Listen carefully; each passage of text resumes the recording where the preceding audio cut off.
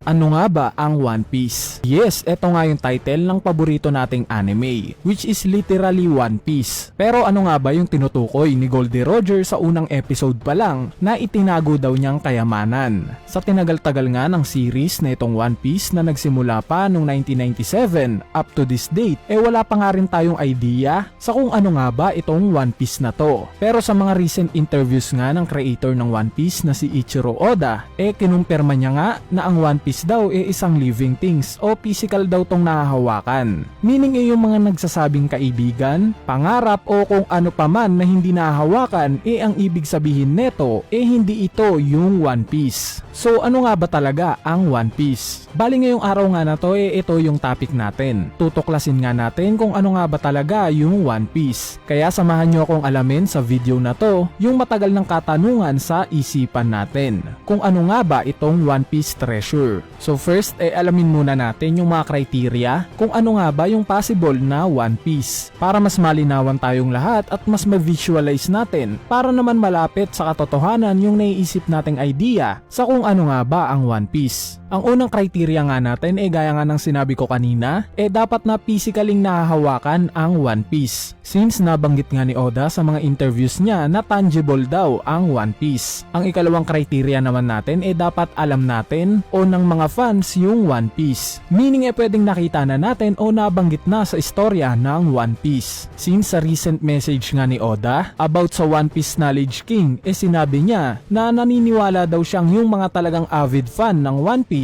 alam na kung ano nga ba ang One Piece. Anyway, ang ikatlong criteria naman natin dapat related to sa world government or something na dapat konektado to sa world government. Yes, we all know na aware itong world government at si Im-sama na nag-i-exist ang One Piece. Pero ang tanong dito bakit wala silang ginagawang aksyon? Bakit hindi na lang nila puwersahing kunin ang 4 na road poneglyph at puntahan yung Laugh Tale para makuha ang One Piece? Bale, ang sagot nga dyan pwedeng para sa world government at para kay Im-sama walang kwenta yung One Piece or wala tong silbi para sa kanila. Example na lang natin dito si Luffy. Tinitreasure nga ng husto ni Luffy yung straw hat niya since bigay nga ito ni Shanks. At dito nag-umpisa yung pangarap niyang maging hari ng mga pirata. Pero para sa ibang tao mahalaga ba yung straw hat ni Luffy? Di ba hindi? Ano namang pake nila sa sombrero ni Luffy, di ba? In short pwedeng yung One Piece hindi magbe-benefit yung world government dito. Kaya hindi man lang nila to kinuha o sinisira. Maybe ideology lang yung One Piece para sa kanila. Anyway, ang huli at ika-4 ng criteria natin dapat konektado ito sa mission ni Joy Boy.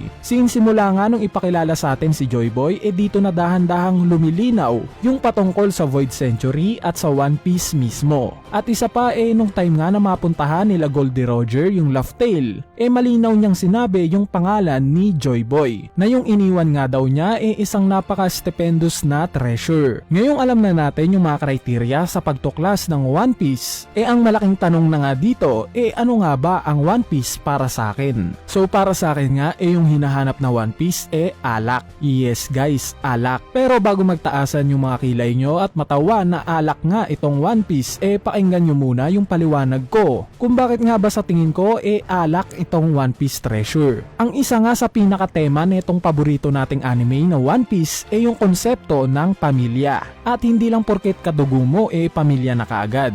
Dahil ang konsepto nga ng One Piece patungkol sa pagkakaroon ng pamilya even though hindi sila magkakadugo. Ang example na nga natin dito yung Straw Hat Pirates mismo. Si Luffy nga alam naman nating bukod kay Garp ang pinakamalapit na sa kanya sila Ace at Sabo. Magkadugo ba sila? Hindi. Pero nakita naman natin na tinuturing talaga nilang pamilya ang isa't isa. Si Nami naman alam nating pinalaki siya ni Belmere. At siya nga rin nung kinikilala niyang nanay. Magkadugo ba sila? Hindi. Same as Chopper, na tinaboy mismo ng sarili niyang pamilya at ang kinikilala niya nang pamilya sa ngayon si Dr. Hiriluk. Si Robin naman ganun din. Iniwan nga rin siya ng pamilya niya at ang naging pamilya na nga niya yung mga archaeologists ng Ohara. Si Frankie naman iniwan rin daw ng pamilya niya at ang kinikilala niya nang pamilya si Tom at Iceberg. Same as Sanji na si Zeph ang kinikilala niyang pamilya. At si Zoro wala pa nga tayong idea sa pinagmulan niya. Pero ang pamilya nga na kinikilala niya sila Kuina at Koshiro. At kung magbibigay naman tayo ng example outside sa Straw Hat Pirates ang pinaka nagfi-fit nga dito si Whitebeard syempre. Alam naman nating binuo ni Whitebeard yung pirate crew niya hindi dahil sa kayamanan o sa teritoryo na mahahawakan niya.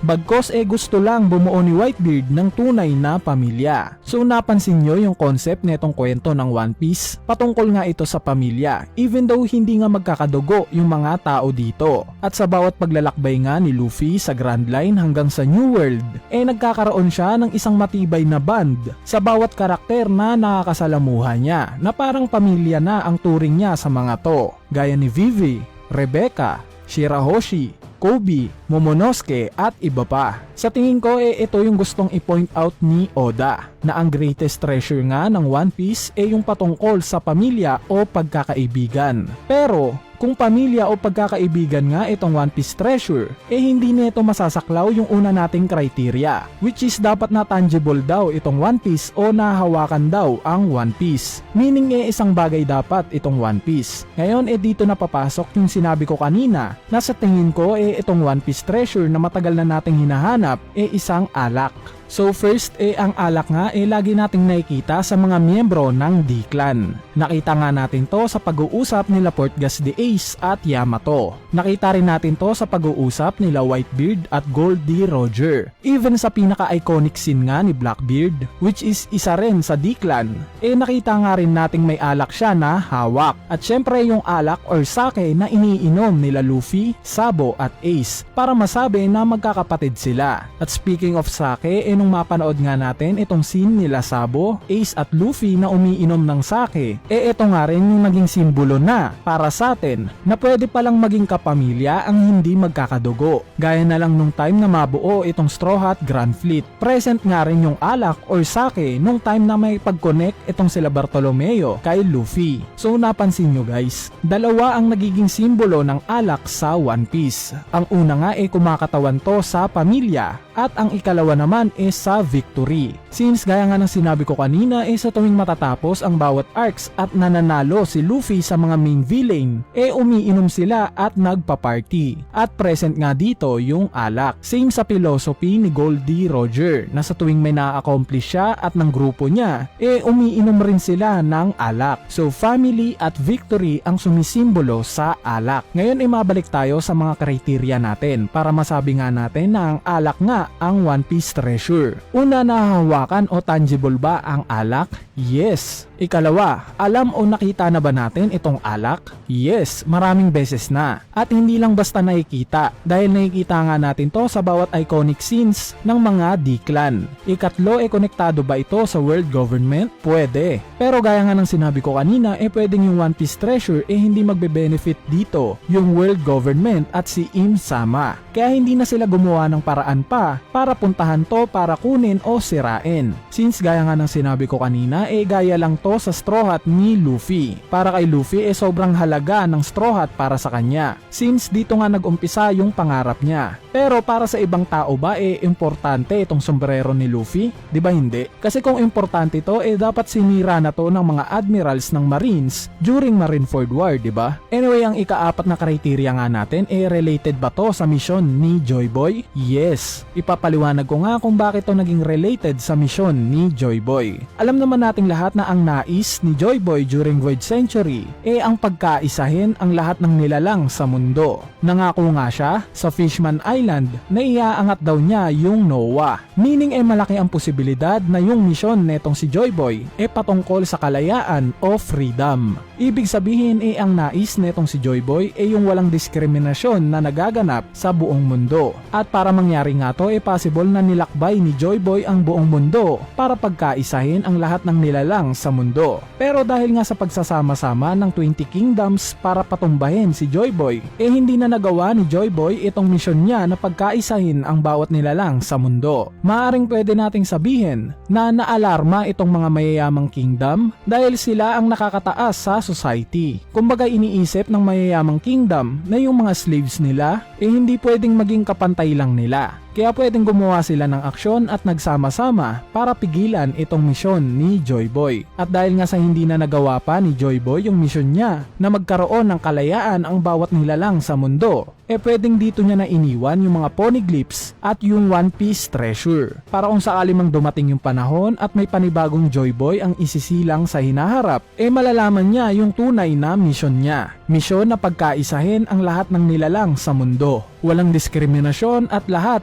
pantay-pantay lang. Kaya possible na ang iniwang One Piece treasure ni Joy Boy isang alak. Alak na magpapaalala sa panibagong Joy Boy na isisilang sa hinaharap na ang misyon niya pagkaisahin ang lahat ng nilalang sa mundo. So kung alak nga ang One Piece treasure, bakit hindi ito kinuha ni Goldie Roger nung napunta siya ng Laugh Tale? Simple lang. Dahil gaya nga ng sabi ko, natuklasan ni Roger na wala pa siyang sapat na puwersa para gampanan ang misyon na to. Since napag-alaman nga niya na yung mga ancient weapons nga hindi pa isinisilang sa panahon niya. Meaning nung nakita ni Roger yung One Piece treasure na isa pala tong alak, nagets niya na kaagad to. Na-realize nga niya na yung alak ang magsisilbing simbolo para sa pagkakaisa ng bawat nilalang sa mundo, gaya ng pag-inom ng sake. Natawa naman si Roger nang makita niya to dahil sa tinagal-tagal nga ng paghahanap nila sa One Piece, matutuklasan niya na alak lang pala yung makikita niya. At pwede rin natin tong i-connect kay Silver's Rayleigh nung una niyang makausap itong Straw Hat Pirates, na pwede daw na maging iba yung interpretasyon ng Straw Hat Pirates sa makikita nila sa Laugh Tale kesa nung time na mapunta siya at ng Roger Pirates dito. So what if tama pala yung mga fans ng One Piece sa umpisa pa lang,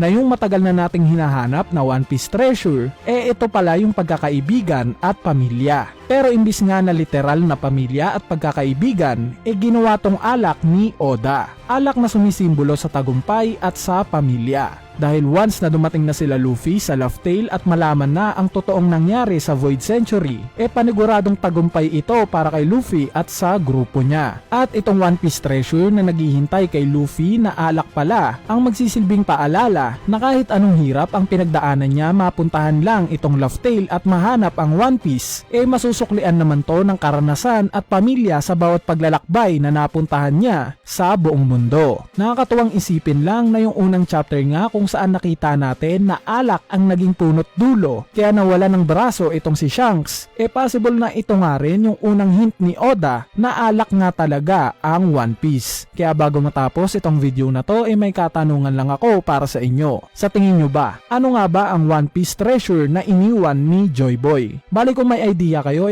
comment nyo na lang yan sa ating comment section sa ibaba para mapag-usapan natin yan. So yun lang, peace!